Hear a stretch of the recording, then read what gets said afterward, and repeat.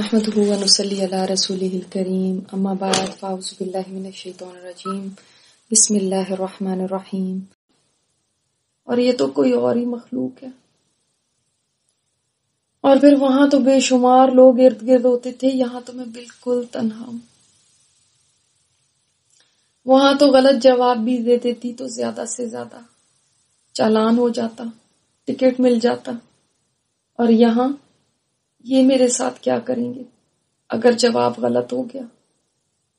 ان کے ہاتھوں میں جو گرز ہیں ہنٹر کی طرح کے لوہے کے گرز، وہ بہت کچھ بتا رہے ہیں کہ غلط جواب دینا کوئی یہاں پہ افورڈ نہیں کر سکتا۔ انہوں نے پھر گرجتے وہ پوچھا، مر ربو کی، ہاں میرا رب کون ہے؟ ہاں مجھے آتا ہے اس کا جواب، میرا رب اللہ ہے، میرا رب اللہ ہے۔ میں اسی کا کلمہ پڑھتی رہی ہوں ساری زندگی۔ میرا یہ جواب سن کے وہ کچھ بھی نہیں بولے، نہ ہاں بولی اور نہ۔ لگتا ہے وہ مطمئن ہو گئے ہیں، جب ہی انہوں نے کوئی ایسا رد عمل نہیں دکھایا، کچھ غصہ نہیں کیا۔ میرا تو یقین ہے کہ میرا رب اللہ ہے۔ میں کیسی بھی تھی مگر میرا عقیدہ بالکل صحیح تھا۔ جس مسجد میں ہم جاتے تھے وہاں سے میں نے سیکھا تھا سچی توحید کیا ہے، اور کیسے کیسے لوگ اپنے ایمان کو شرک سے آلودہ کر لیتے ہیں۔ ہمارے امام صاحب نے بڑی محنت کی تھی لوگوں کے عقیدوں کو درست کرنے کے لیے، ورنہ ہم تو اپنے ملک سے اپنا رسمی سا عقیدہ ہی لے کر آئے تھے، اور وہی جو گھر میں ایک ٹپیکل سا عوامی دین ہوتا ہے وہی ہمارا دین تھا، جو ٹی وی میں سن لیتے ویسے ہی کرنے لگتے۔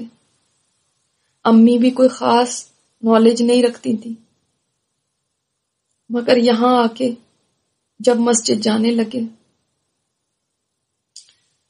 تو وہاں کے پروگراموں سے کافی چیزیں سمجھ میں آنے لگی،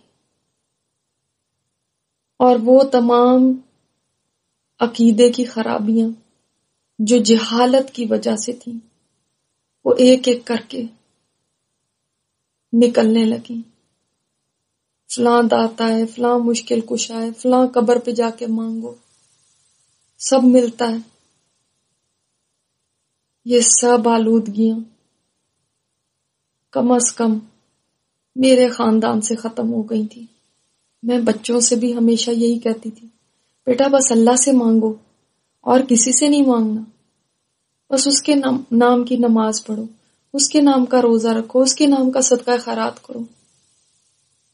شرک کی لاجک تو مجھے کبھی سمجھ ہی نہیں آئی تھی، کیسے لوگ کسی اور کو پوچھ سکتے ہیں، کیسے لوگ اس ایک خدا کے ساتھ شریک ٹھہرا سکتے ہیں۔ میں تو اپنے شوہر کی محبت میں شراکت برداشت نہیں کرتی، حالانکہ میں انسان ہوں، تو وہ رب اپنی ربوبیت میں شراکت کیسے برداشت کر سکتا ہے، جبکہ وہ تو خدا ہے، وہ تو مالک ہے، وہ تو خالق ہے۔ میری غیر مسلم کولیگز کبھی مجھ سے کوئی بات کرتی تو میں ان کو بھی کہتی تھی کہ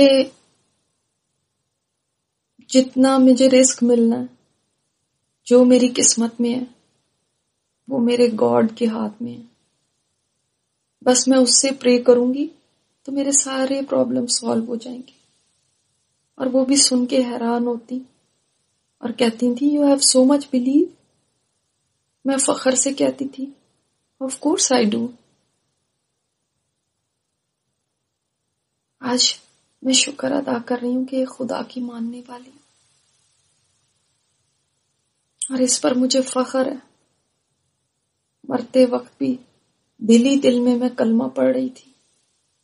اگر میری زبان میرا ساتھ دیتی ہوتی تو بلند آواز میں کلمہ پڑھتی۔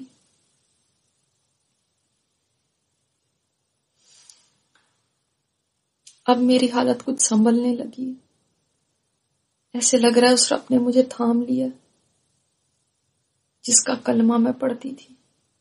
میں تو کچھ نہیں ہوں، میں تو بہت چھوٹی ہوں، مگر میں جس کی بندی ہوں وہ بہت بڑا ہے، میں جس کی غلام ہوں وہ بہت طاقتور ہے۔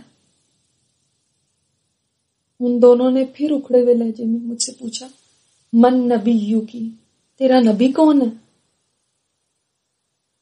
ارے میں عورت ذات ہوں، کچھ تو میرا لحاظ کرو، کچھ آرام سے پوچھو۔ میں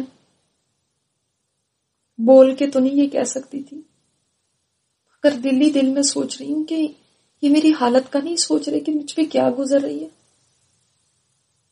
کیوں اتنے کرخت لہجے میں مجھ سے بات کر رہے ہیں۔